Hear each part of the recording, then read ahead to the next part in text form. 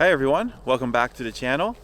Today I'm at a historic site that I just recently found out about while doing some research online. And it seemed really interesting to me. It's a really old site. What surprised me is the site is right along a road that I travel many times over the years, and I just never knew about it. There's no signage or anything out front that says it's here. So unless you do a little bit of research and find out about it that way, you just don't know it's here. And I didn't for many years. So this site is the site of an old fort that dates back to the early 1800s, right around 1802. So we're going to look around, see what we can find. I'm not sure if there's much left here, but it was interesting because of how old it was. So yeah, let's get going.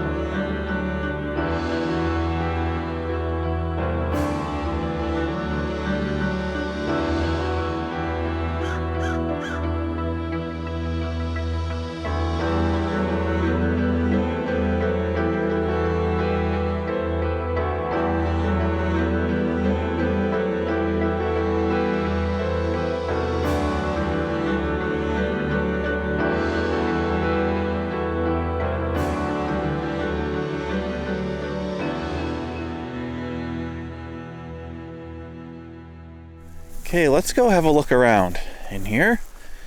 And I'll apologize now if you hear any wind noise. The wind is really picked up. And there'll probably be a little bit of traffic noise also behind me because I'm not too far from the road. But yeah, it figures lately whenever I want to go out and explore, the weather always turns for the worse. Last week it was beautiful, almost felt like summer. And this week it feels more like winter again. Can't win. So yeah, they have a cairn here with a plaque on it that marks the spot. Paint Creek House.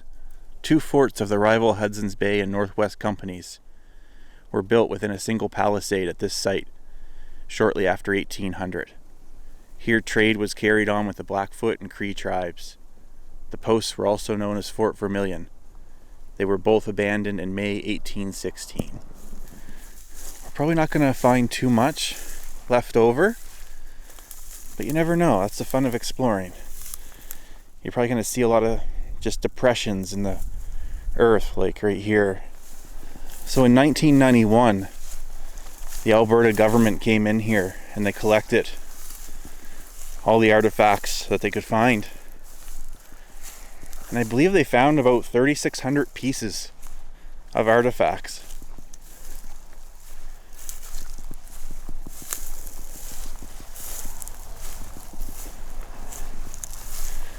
And they're now in a collection in the Royal Alberta Museum. So the chance that we're going to find a whole lot here, probably not.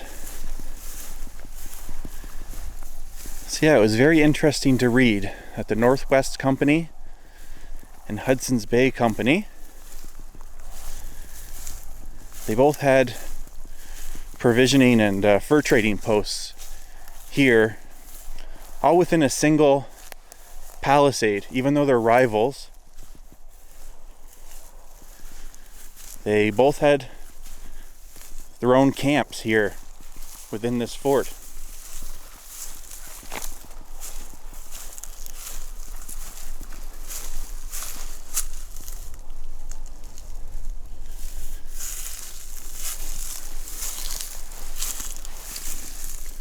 So what I read, that was their mutual agreement for their protection. They probably wanted to keep an eye on each other too.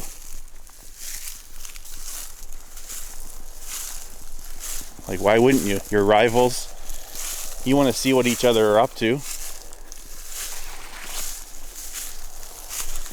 So why not set up your camps next to each other?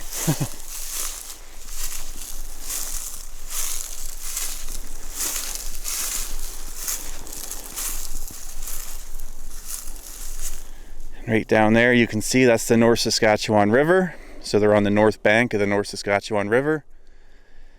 And also right across there, the Vermilion River feeds into the North Saskatchewan River. There's lots of mounds and depressions. So I think that's probably all we're going to see that is left over.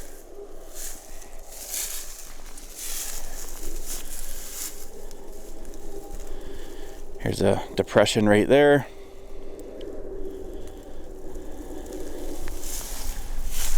So yeah, the North Saskatchewan River, that was the main trade route back then in the day. And there's many more forts all along that river. And that river originates in the Rocky Mountains. And then it goes over into Saskatchewan.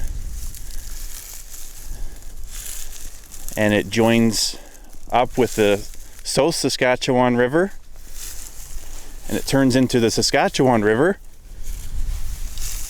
and goes east. And it ends up going to Lake Winnipeg.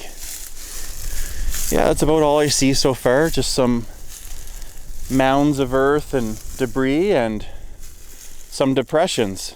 So that's what's left over.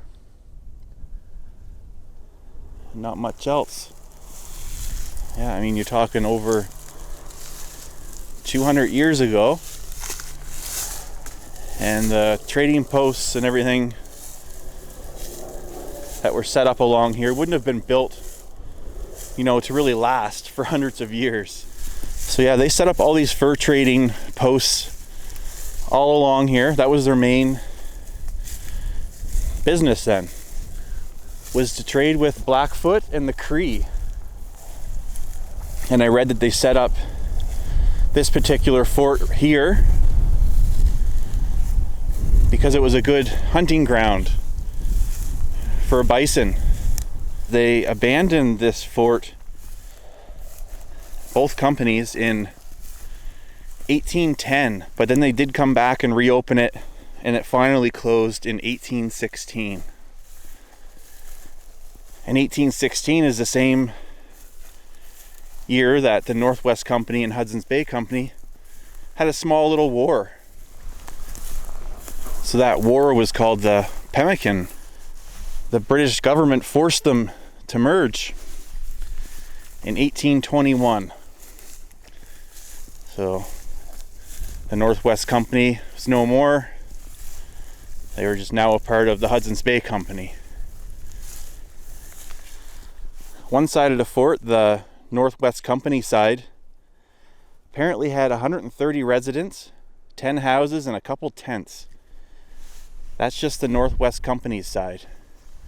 And then there was no information on the Hudson's Bay Company side.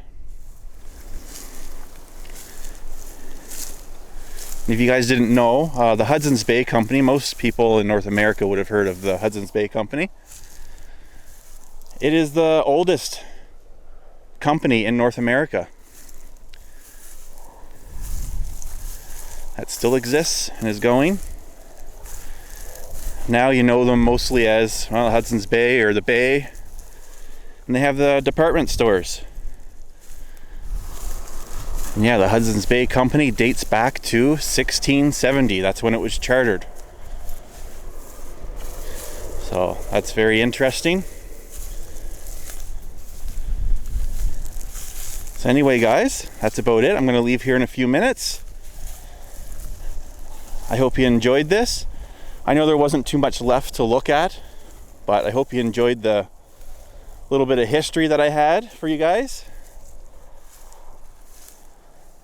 So yeah, here's one last look at the site. And there's the marker over there. So I'm going to be on the hunt for some more cairns and plaques just like this on some of the other forts. There's a few scattered along this river that I'm going to go try to find this year. So thanks a lot, everyone. If you enjoyed this video, click the thumbs up and subscribe if you haven't already. Take care, and I'll see you on the next one. See you later.